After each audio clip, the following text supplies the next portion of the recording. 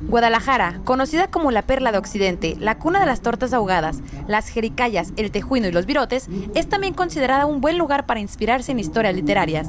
Durante el Festival del Libro en Español y Festival Literario Leala 2022, las y los autores explicaron cómo la capital de Jalisco ha inspirado sus obras. La escritora Cecilia Udavie dijo que la ciudad motivó historias que se han convertido en libros. Nuestra ciudad ha sido motivo de tramas para construir incluso historias de conspiración. Pienso en la muerte de Ramón Corona, ¿no? Que la Universidad de Guadalajara tiene un libro que se llama Anecdotario, de 1810 a 1910. Es un siglo de todo lo que sucede en Jalisco y particularmente en Guadalajara, ¿no? Y contextos muy interesantes de escritores que además están ahí. Por otra parte, Mariño González contó cómo la literatura y la música siempre han sido su manera de vivir la ciudad. Y yo pensaba que en mi caso la literatura o la creación musical han sido una consecuencia de mi vagancia.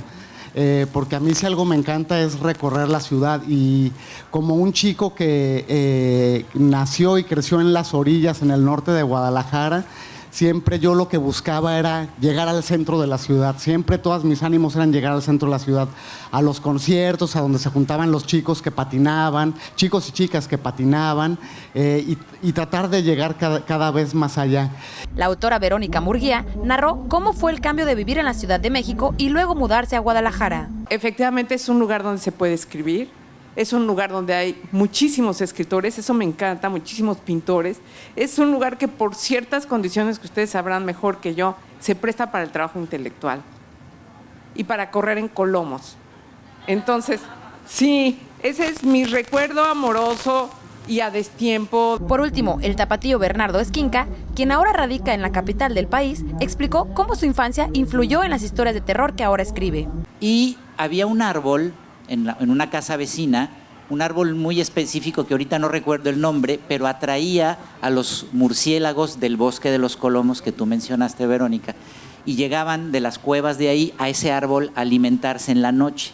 Entonces ya los que ya habíamos jugado fútbol, ya estábamos aburridos, y entonces el reto era pasar por debajo de ese árbol cuando estaban los murciélagos volando.